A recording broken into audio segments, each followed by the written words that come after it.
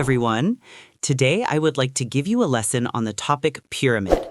Before starting to watch this video, don't forget to subscribe to my channel and like it. I will be very grateful to you for that. So, what do we call a pyramid? A pyramid is a polyhedron with a base, a polygon, and side faces, triangles, which converge at one common vertex. Here are these interesting pyramids in front of you. So, there are different types of pyramids: triangular, quadrilateral, pentagonal, hexagonal, and so on. So, the base of a triangular pyramid is a triangle. The base of a quadrilateral pyramid is a quadrilateral. The base of a pentagonal pyramid is a pentagon. The base of a hexagonal pyramid is a hexagon. The base of a pyramid is any polygon, triangle, quadrilateral, pentagon, etc. That is one of the faces of the pyramid, and the remaining faces are triangles connecting the vertices of the base with a common vertex of the pyramid. Also, you need to remember that when you hear in tasks, for example, a regular triangular pyramid, this means that its base is a regular triangle. If you hear in tasks a regular quadrangular pyramid, this means that its base is a regular quadrangle, i.e. a square, and so on by analogy.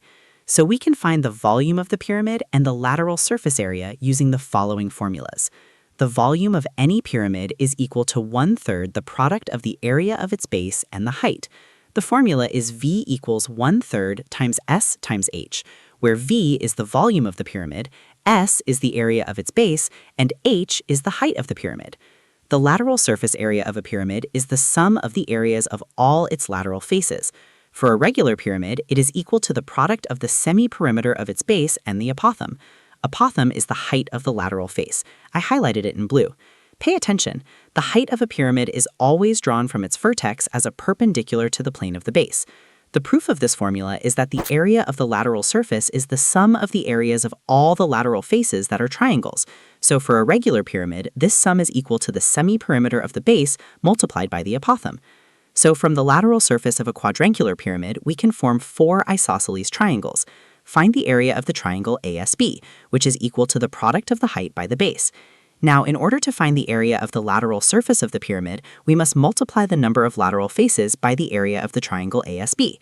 After substitution, we have the corresponding formula. Do not forget that the product of the number of lateral faces of the pyramid n by the side of the base b is the perimeter. Therefore, we have the following formula for finding the area of the lateral surface of the pyramid. And let's find what do we call in geometry tetrahedron. A tetrahedron is a geometric solid, a regular polyhedron, that has 4 faces in the shape of equilateral triangles. I have drawn the tetrahedron ABCD in front of you and marked all its sides as equal because all its faces are equilateral triangles, and in an equilateral triangle, all sides and angles are equal. Perhaps knowledge about this figure will come handy someday. Problem 1.1. The figure shows a regular triangular pyramid.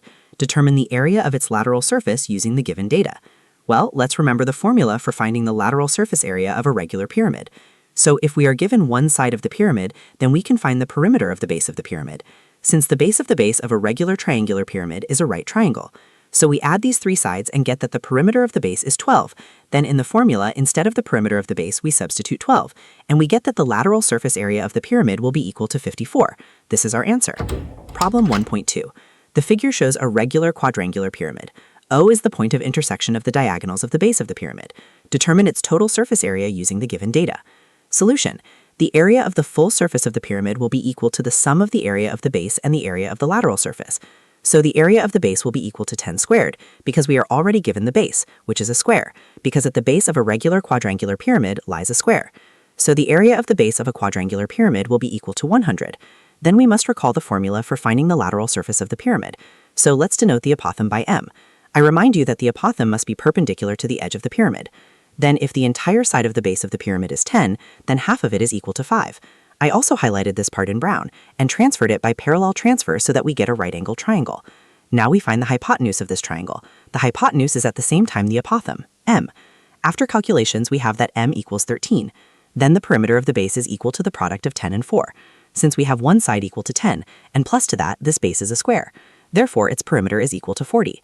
Instead of the perimeter of the base, we substitute 40 into the formula, instead of the apothem, 13, and the area of the lateral surface of the pyramid is equal to 260.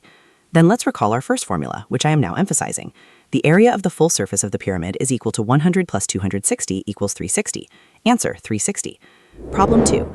Point S is the vertex of the regular quadrangular pyramid SABCD. The diagonals of the base intersect at point O. Point M is the midpoint of SC.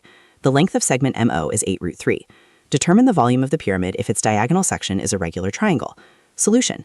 And so triangle ASC is a diagonal section of the pyramid. I highlighted it in this sand color. MO will be the midline, because point M is the midpoint of segment SC, and point O will be the midpoint of segment AC. And by the property of the midline of the triangle, side AS will be twice as large, so AS will be 16 root 3. By condition, triangle ASC is regular. So I draw the triangle ASC separately. Draw SO, which will be the median perpendicular. Sign its sides, highlight the right-angled triangle SOC, and remember the Pythagorean formula. So instead of A, I substitute S. Instead of B, 8 root 3. Instead of C, 16 root 3. And we will have, after substitution and calculations, that SO equals 24. Continuing to solve the same problem, let's determine the area of the base of the pyramid, ABCD. We have a square ABCD. So we take the square, and we know from the previous condition of the problem that we have OC equals AO equals 8 root 3. So AC is equal to 18 root 3. I highlight the right triangle ACD in yellow, and we recall the Pythagorean formula, and substitute instead of C, 16 root 3, and we have that A squared equals 384. Hence the area of the base is 384. Why? Because to find the area of a square, we must square one of its sides, and we squared its side A. We got 384. Therefore, the area of the base of the pyramid is 384. Next, we already know the base of the pyramid equals 384. So let's recall the formula for finding the volume of the pyramid. Therefore, instead of the area of the base, we substitute 384, and instead of the height, 24, and we get that the volume of the entire pyramid is 3072. Congratulations on completing the revision of one of the sections of geometry, which is called Lines and Planes in Space, Polyhedrons.